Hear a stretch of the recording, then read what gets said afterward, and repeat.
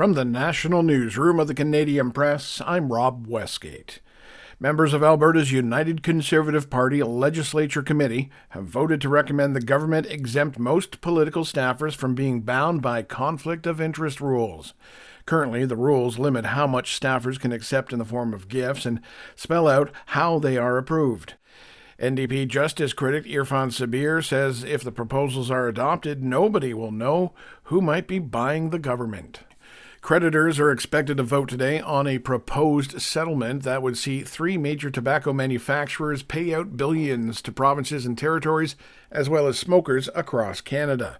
Tallying $32.5 billion, the proposed global settlement between JTI McDonald, Rothmans, Benson and Hedges, and Imperial Tobacco was announced in October after more than 5 years of negotiations. Now, if the proposal is accepted by a majority of creditors, it will then proceed to the next step, a hearing to obtain the approval of the court, which has been tentatively scheduled for early next year. The specter of Donald Trump's 25% tariffs was looming over the talks between Prime Minister Justin Trudeau and the country's premiers. At that meeting, a number of responses were floated, including one by Ontario Premier Doug Ford, which saw his province cut energy exports to 5 U.S. states. He says the premiers are on board with Ottawa's plan to deal with one of Trump's concerns, that's the border, but it needs a bit of polish.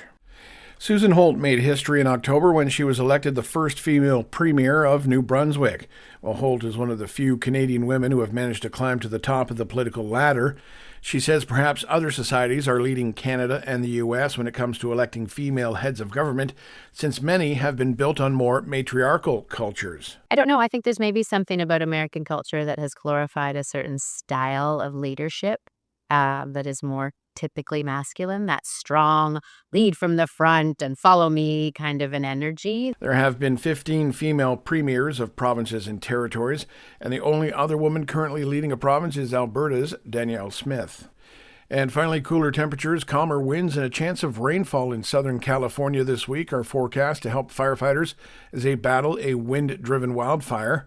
The Franklin Fire has chased thousands, including celebrities, from their homes in Malibu. One Malibu homeowner, Lonnie Vidari, says it will be several months before his family is back in the house. I don't think we'll be able to live there for 6 to 12 months. That's the case, is my sense. Because the roof has they chainsawed a hole in it, so that's got to be redone. Many windows were busted. All the decks are done. The fire erupted shortly before 11 p.m. Monday and moved swiftly south, jumping over the famous Pacific Coast Highway and extending all the way to the ocean. This is the Canadian Press. In sports, only 2 games in the NHL. It was Ottawa posting a 5-1 decision over Anaheim, while the New York Rangers beat the Buffalo Sabres 3-2. North Carolina has reached an agreement with former NFL coach Bill Belichick, who led the New England Patriots to 6 Super Bowl titles. Belichick will become the next coach of the Tar Heels after signing a 5-year contract with UNC. Over to baseball now, where Juan Soto will get free use of a luxury suite and up to 4 premium tickets behind home plate for regular season and postseason New York Mets home games, all part of his record $765 million 15-year contract signed earlier this week. And a person familiar with the negotiations is telling the Associated Press that Max Fried and the New York Yankees have agreed to a $218 million 8-year contract, the largest deal for a left-handed pitcher in baseball history. From the Canadian Press, I'm Rob Westgate.